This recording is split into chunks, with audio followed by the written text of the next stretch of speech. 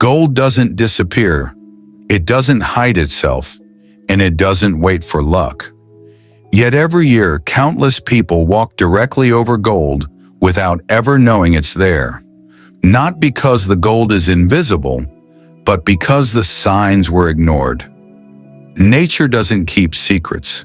It leaves indicators, quiet ones, subtle ones, the kind that only become obvious once you understand how the system works.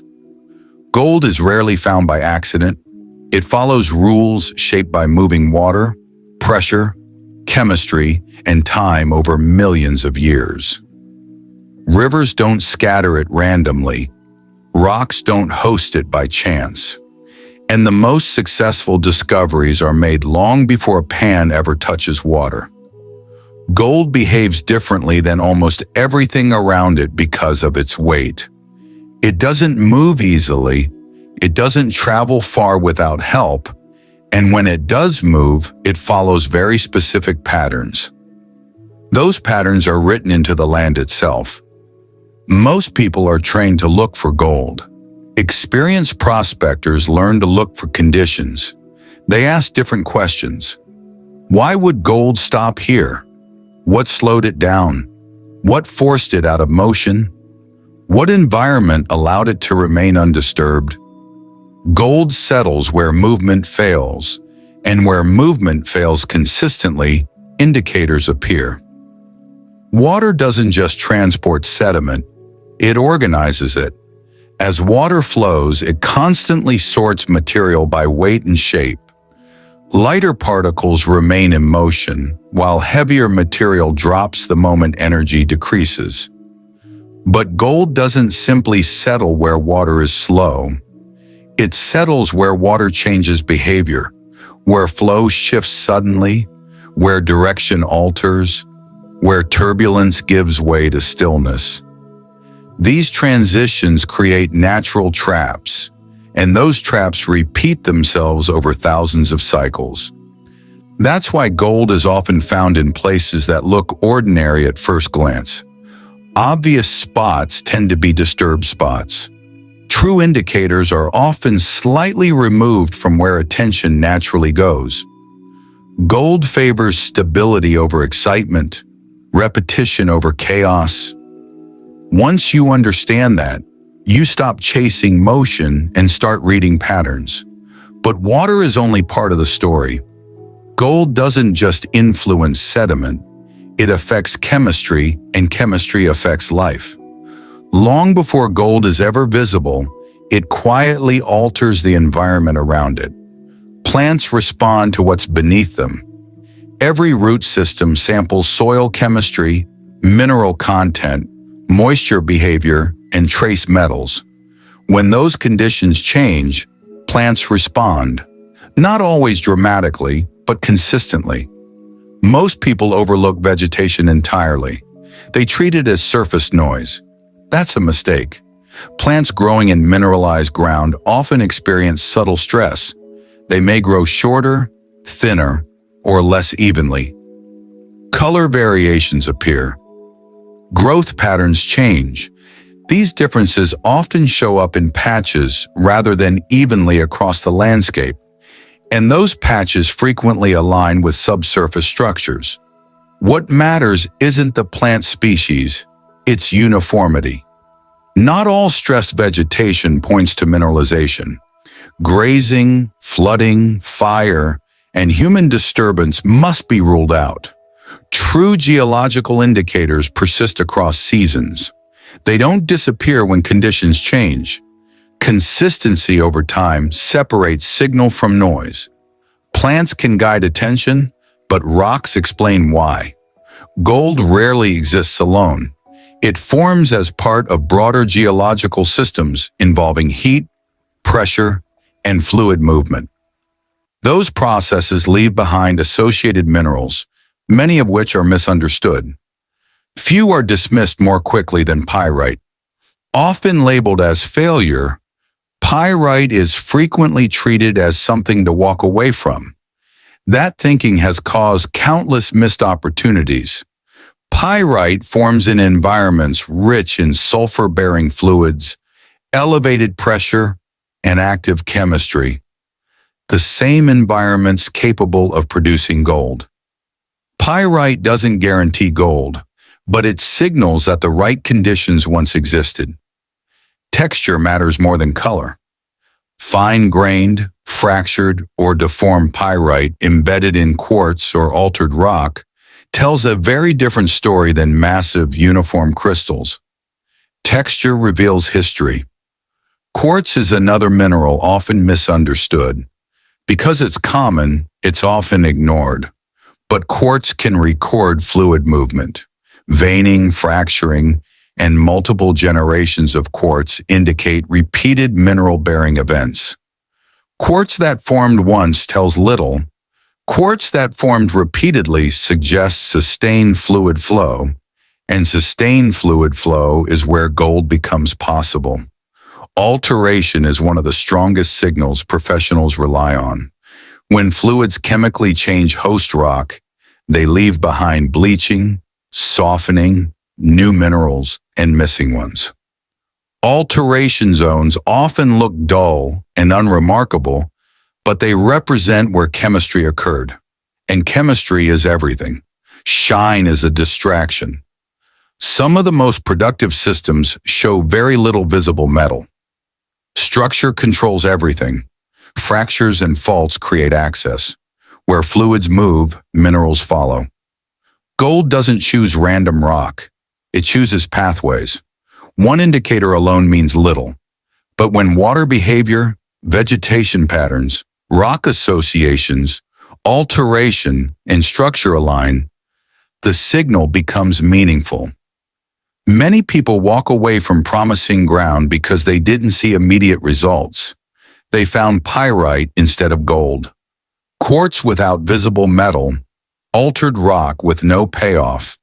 Experienced eyes recognize these as signs of potential, not failure. Gold leaves clues. The difference between guessing and targeting is learning how to read them as one system.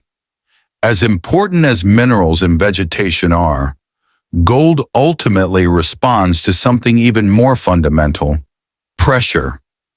Long before a single particle of gold settles into place, the shape of the ground and the forces acting beneath it decide where movement will slow, where fluids will pause, and where heavy material will finally stop.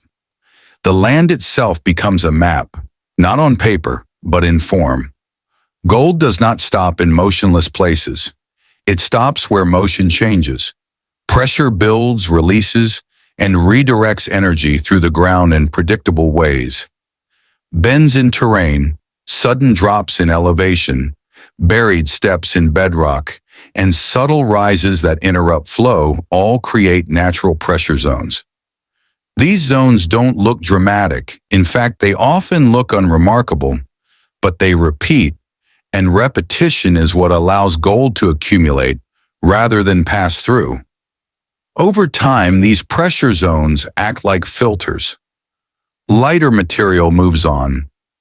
Heavier material lingers.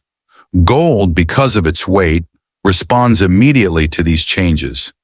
The moment energy falls below a certain threshold, gold drops out of motion. These features don't announce themselves. They reveal themselves only when the land is read slowly, as a system shaped by time rather than appearance. Time is the final factor most people underestimate. Gold systems don't form in a single event. Up to this point, we've talked about how gold leaves clues on the surface. Through water behavior, subtle changes in the land, and patterns most people overlook. But surface signs only tell part of the story. To understand where gold really stops, we need to look deeper, down to the bedrock itself. Because some of the most reliable signals aren't found on maps or charts. They're written directly into the rock below your feet. And one bedrock sign in particular has predicted gold more accurately than maps ever could. Before gold is ever seen, before a single flake flashes in sunlight, the earth leaves a quieter signal. It does not glitter. It does not announce itself. It waits inside the bedrock, where pressure, time, and fracture tell a story older than any map. Most people search rivers, others chase veins. Professionals, however, begin somewhere deeper. They begin with a sign that never moves, never floods away, and never lies. Bedrock remembers everything. Across North America, some of the most consistent gold discoveries were not predicted by maps, claims, or historical records. They were predicted by a subtle change in stone, a texture, a break, a surface that behaves differently under pressure and water. This sign is rarely discussed outside professional geology, yet it has guided discoveries for more than a century. And once you understand it, maps become secondary. Gold does not choose its location randomly. It obeys physics, it obeys chemistry. But above all, it obeys structure. Deep underground, where rock once flowed instead of cracked, immense forces shaped the pathways that gold would later follow. These forces left scars in bedrock that still exist today, even after mountains eroded and rivers changed course. The first mistake most prospectors make is believing gold belongs to the river. Rivers only transport gold. They do not create it. The true decision of where gold ends up is made long before water ever touches it. That decision happens when bedrock breaks, shifts, and seals again under enormous stress. Certain bedrock surfaces develop what geologists quietly call receptive zones. These are areas where the rock's physical properties allow heavy minerals to settle, lodge, and remain trapped for geological timescales. Gold favors these zones because gold is heavy, soft, and easily deformed. When moving water loses energy, gold does not roll like gravel. It presses downward. It searches for resistance, and bedrock provides it. But not all bedrock is equal. Smooth, polished bedrock often signals past glacial movement or prolonged water abrasion. While it may look promising, it rarely holds gold for long. Gold needs interruption. It needs texture. It needs edges that break flow and create micro-pressure drops. The most valuable bedrock surfaces are those that appear damaged, fractured, and irregular. One of the most reliable signs is a specific pattern of cracking that runs against the natural slope of the rock. These fractures are not random. They are tension cracks formed when stress exceeded the rock's ability to flex. When hydrothermal fluids later pass through these same cracks, they carry dissolved minerals, including gold. Even when visible gold never formed a vein, microscopic particles remain behind, waiting. Over time, erosion removed the softer surrounding rock, exposing these fractures at the surface. Rivers later crossed them, unknowingly reactivating a trap created millions of years earlier. When water flows across such bedrock, gold behaves predictably. It sinks into the fractures and locks in place. This is why experienced prospectors pan above bedrock first, not below gravel depth. They are not searching randomly, they are reading structure. Another critical sign appears when bedrock displays alternating hardness within a small area. This often happens when different rock types were fused or altered by heat and pressure. Gold favors boundaries. When hard rock meets softer rock, water slows just enough for heavy particles to drop. Over thousands of years, this creates concentrated pockets invisible from above. Professionals recognize this immediately. They do not need a map to tell them where gold might be. The rock itself provides the information.